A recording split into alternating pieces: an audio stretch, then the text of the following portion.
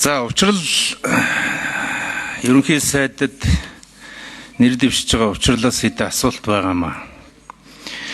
2024 оны сонгуулийн үр дүнгээр та бүхэн болвол ингээ ээлжлээд дарга хийж байгаа. 24 оны сонгуул дэвшүүлсэн амлалтуудаа яг одоо ерөнхий сайд болохынхаа өмнө бид нар дахиад нэг хэлээд өгмөр. Та нар яг юу амласан бэ? Энэ амлалтыг мартаад янз бүрийн зүйл рүү одоо ингээд өсчээд явхаар Монголын төрийг аюу муухай харагддаг. Тогтворгүй харагддаг. 24 онд амлсан амлалт, тэр амлалтан дээр одоо бий болсон ялалтыг яг тэр амлалтыг хэрэгжүүлж гүйцэтгэх ийм учиртай. Би өнөөдөр ингээ албаар танаа намын амлалтыг ингээд хэвлээд ирсэн. Зулфаар энэ төр одоо энийг боловсруулахад маш их оролцсон. Өнөөдөр бүгдээр энийг мартцсан байна. Нэгдүгээрт энийг одоо бидэрт маш тодорхой их хурлынхандаа өнөөдрийнхээ үгэн дээр хэлэх хэрэгтэй. Бид 24 онд ингэж сонгуульд орсон, ийм зүйл амлсан, ингэж ажил хэрэг болгож байгаа, ингэж одоо 28 онд хүлээлгэж өгнө гэдгээ нэгдүгээрт хэлэх хэрэгтэй. Нэг ийм асуулт байна. Хоёр дахь нь ер нь энэ өнгөрсөн одоо 10 сарын хугацааг хараад байхад бол олигтой юм юу ч хийхгүй байна. Үнэндээ. Тэгэхээр одоо учрал дарга тэр 24-өөс 28 оны засгийн газрын үйл ажиллагааны хөтөлбөрийг одоо боловсруулахад та бүхэн бол нэлээд олон өдрийг зарцуулсан. Маш олон цаг ярьсан. Яг тэр хөтөлбөрийг одоо ажил хэрэг болгох сэтгэл зүрх танд байна уу? Би одоо мега төслүүдийг голчлоод асуумаар байгаа. Нөгөө эгийн гол хайцсан бэ? Нөгөө зүүн талын босоо төмөр зам маань хайцсан бэ? Сүхбаатар аймаг руу явдаг хөндлөн төмөр зам хайцсан бэ? За ган төмөр гишүүний асуултанд хариулъя. Монгол Ардын намын 24 оны сонгуульд дэвшүүлсэн мөрийн хөтөлбөр дээр за миний хувьд 11 сарын 17-нд намын дарга болсныхоо дараа одоо үнэлгээ хийсэн. Энэ үнэлгээг бол химэл оюун дээр суурлаад LLM гэдэг моделийн дагуу хийж гүйцэтгэж дууссан. Монгол Ардын намын бүтцэд энэ мөрийн хөтөлбөрийг үнэлэх нэгжийг байгуулсан. Бид өмнө амлсан амлалтаа хизээч мартаж болохгүй. Би бол тантай бас санал нэг байна. Тийм ч учраас шинээр намын дараагаар сонгосныхоо дараа энэ ажлыг эхлүүлсэн.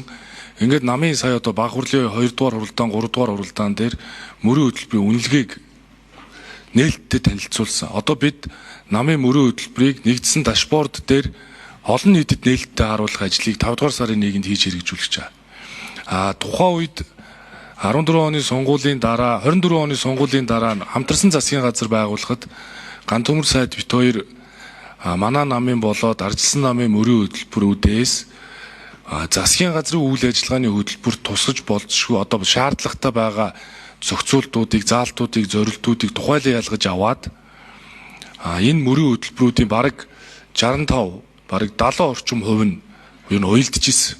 Бидний асуудал нэг учраас. Тэгэхээр тэр нөгөө асуудал нэг учраас мөрийн хөтөлбөрүүд уйлдж исэн. Ингээд онцлог зохицуултуудыг нэгтгээд засгийн газрын 4 жилийн үйл ажиллагааны хөтөлбөрийг та бид хамтдаа их хурлаар баталсан. Тэгэхээр миний өмнө тулгарч байгаа сорилт бол их хурлаар батлагдсан засгийн газрын үйл ажиллагааны хөтөлбөрийг хэрэгжүүлэх үүрэгтэй. Тэгэхээр та бид хоёр бол тухайн үед энэ 4 жилийн үйл ажиллагааны хөтөлбөрийг хамтдаа боловсруулсан учраас энэ 4 жилийн үйл ажиллагааны хөтөлбөр хэрвээ биелвэл аль аль намын мөрийн хөтөлбөр бол ер нь хангалттай түвшинд үнэлэгдэнэ. Тийм ч учраас би бас танд яг хариуцлагатай хэлэхэд бол ерөнхий сайдаар томилогдсныхоо дараа бол мөрийн хөтөлбөрийнхөө үнэлгээ засгийн газрын үйл ажиллагааны хөтөлбөрийн үнэлгээнүүдийг одоо сар тутам одоо нээлттэй мэдээлэлээд ингээд явах нь зүйтэй гэж үзэж байгаа. Тийм учраас цаашдаа бол мөрийн хөтөлбөр дээрээ үнэлтүүдийг хийнэ. За засгийн газрын үйл ажиллагааны хөтөлбөр тухайн үед мега төслүүдийг тухайлан заасан. За миний хувьд бол тэргүүн шадар сайдаар нэг 4 сар гаруй хугацаанд ажиллахдаа энэ мега төслүүдийг цаг үеийн нөхцөл шаардлагатай холбогдуулаад үнэлгээ хийсэн. Тэгэхдээ нэг ч мега төслийг одоо бүрэн зогсоогоогүй. Үнэлгээ хийхдээ зарим төслүүдийг нь хойшлуулсан. Тэрнээс биш бүрэн зогсоогоогүй. Тэгэхээр энэ засгийн газрын үйл ажиллагааны хөтөлбөрийг биелүүлэх үүрэг нь бол одоогийн засгийн газарт ч бол хадгалагдж байгаа. Тэгэхээр өнгөрсөн засгийн газруудынхаа ололт амжилтыг нь ахиулах, алдаа оноог нь засах ийм л одоо зорилтыг бол би бас агуулж ажиллана. Тэгээ таны хэлж байгаа энэ импортыг орлох бүтээгдэхүүнийг үйлдвэрлэх зорилготой одоо гангийн цогцлборыг бол би бас барьж аваад одоо гүйцэтгэл рүү илүү анхаарай гэж бодож байна. Зэсайлуулах цогцлбор бол бас хэрэгжээд явж байгаа. Алт цэвэршүүлэх үйлдвэр дээр бас нэлээд удаашралтай бол байгаа юм байна гэсэн би мэдээлэл авсан. Эрдэнэ өрөнгөө усан цахилгаан станцын төслийг бол урагшлуулах ёстой. За мөн одоо нэг хий хоолой уран улсын төрийн тэргүүнээр хилцэж тохирцсны дагуу Монгол тал ямар ашигтай вэ гэдэг талаар хилцээрийг хийн. Ингээд мега төслүүдийг би ерөнхий сайдаар томилогдвол улсын их хуралд аль төслүүдийг нь хойшлуулах, аль төслүүд нь ямар төвшөнд байгаа, эдийн засгаа идэвхжүүлэхэд аль төсөл нь өнөөдөр хэрэгцээтэй вэ гэдгийг бол танд би бас тухайлан ажиллаа авсныхаа дараа одоо мэдээлье гэж бодож байна. Учрал сайдыг одоо ерөнхий сайд болохынхаа өмнө бид нар уг нь энэ ардын намын ялалтын хөтөлбөрүүдийг өөрийнхөө амнаас сонсчмоор байгаа юм л да. Тэгээ одоо та бол хэлэх хэрэгтэй л. За бид бол сонгуулиар ийм зүйл амласан юм аа. Тэгээ тэрийг одоо ингэж хийнэ гэд нэгдүгээрт. Хоёрдугаарт бол тэр мега төслүүдийг ямар хугацаанд юу явуулах вэ гэдгийг их тодорхой ярмаар байна. Хиймээр байна. Маш их цаг алдлаа шүү дээ. Тэгээ хийхгүй бол ингээл 4 жилийн дараа бид нар бүгдээрээ ард түмний өмнө очиод юу ч хийгээгүй. Эрчим хүч байхгүй. Цахилгаан байхгүй, дулаан байхгүй, орон сууц байхгүй, зам байхгүй, эдийн засаг байхгүй, нөгөө л нэг нүүрсний гэмт хэрэг ярьдаг бүлэг итгэхэд болж хуурах гэдэг байгаа байхгүй. Тийм учраас бол одоо яг миний асуултанд их тодорхой хариултууд өгмөр байна. За би танд тодорхой хариулт өгье. 24 оны улсын хурлын сонгуулийн мөрийн хөтөлбөрийн дундаж хэрэгжилт 2025 оны эцсийн байдлаар 33.2% байгаа. Сая үнэлэгдсэн. Мөрийн хөтөлбөрийн 9 бүлгийн 114 заалт байдаг. Эдгээрээс 152 буюу 4-ний 1 нь хэрэгжиж эхлэв. 225 буюу 37 орчим хувь нь хэрэгжилт нь хангалтгүй. 206 заалт буюу 34% нь хэвээ хэрэгжиж байгаа. 31 заалт буюу 5% нь хэрэгжил сайтай. Мөрийн хөтөлбөрийн заалтуудын 60 орчим хувь хэрэгжээгүй байгаа дээр үнэлт дүгнэлт хийх ёстой гэдэг үнэлгээг гаргасан. Хангалтгүй байна гэж дүгнж байгаа. Тэгээ би үүн дээр ажилдаа одоо шуурхаалаа орж мөрийн хөтөлбөрөөр хэрэгжүүлэх гэд одоо зорж ажиллана. Тэгээ таны хэлсэн бас мега төслүүдийг одоо шаардлагатай төслүүдийг нь урагшлуулахад хариуцлагатай бас хурдтай ажиллах болно. Тий, одоо би чуулган дээр ороод асуух асуултуудаа төрүүлээ хэлчихмээр байна. Та бэлдэж ормоор байна. 91 тонн нүүрсийг одоо ингээд гашуун сухатын боомтоор гаргасны дараа оногдож байгаа ашиг нь яг хэдэн төгрөг юм бэ? Ашиг. Одоо би сая 2-3 компани нүүрсний яг 30%-ийн 3/1-ийн кокстой нүүрсийг хил гаргаад зархад тэр компанид ирж байгаа ашигын тоог би сая авсан. Татврын байгууллага дээрээс. За энийг одоо та ард түмэнд яг үнээр нь хэл. Татваруудаа хасаад ашиг нь хэдэн төгрөг вэ гэдгийг. Нэгдүгээрт. Хоёрдугаарт би чуулган дээр дахиад асуув. Энэ тоогоор одоо худлаа тоглохоо бид нар болох хэрэгтэй. Эдийн засгийн тухайн улирлын өсөлтийг яаж боддгийм бэ? Өнгөрсөн засгийн газар бол дандаа худлаа тоглосон. Дандаа худлаа ярьсан. Ямар сүрээс авдгийг, яаж тооцоолдгийг, яаж бодож гаргадгийг. Сүүлдээ бүр тэрэндээ итгээд сая 500 мянган мегаватт эрчим хүчний тухай ярьж эхэлсэн. Одоо та нар боддоо сая 500 мянган мегаваттын тухай ярьж байгаа. Аль усын тухай яриад байгаа. Бид нар энд 300 мегаваттын тухай ярьж байдаг. Ийм зүйл байна.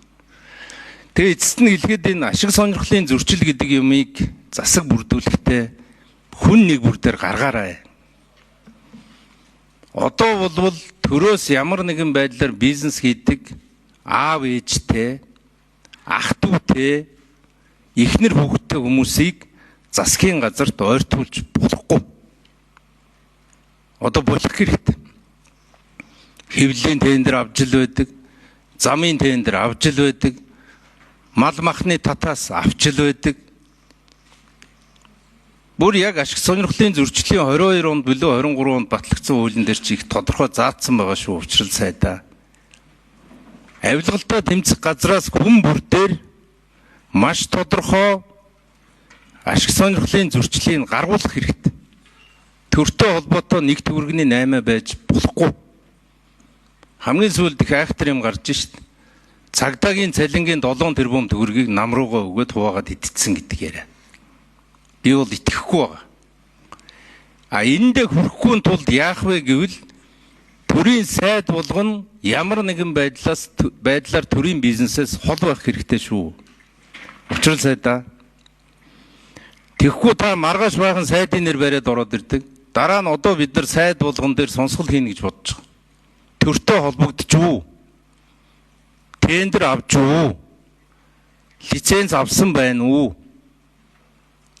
Ингэж маш тодорхой тоотой тоогоор тоглодоггүй сонирхлын зөрчлөөс ангид засгийн газар байгуулахгүй болвол ажил чинь явахгүй нэ. Бюроосоо урагшаа алхахгүй юм байна. Хүн болгон хувийн сонирхол ярьдаг. Тэгээ хамгийн сүүлд би нэг ганц зүйл хэлмээр байгаа. Ер нь одоо манай энэ их хурлын гишүүд ерөнхий сайд, ерөнхийлөгч их хурлын дарга 3-ын уулзалт бүх уулзалтыг протоколтой хийдэг хуулийг батлах хэрэгтэй байна.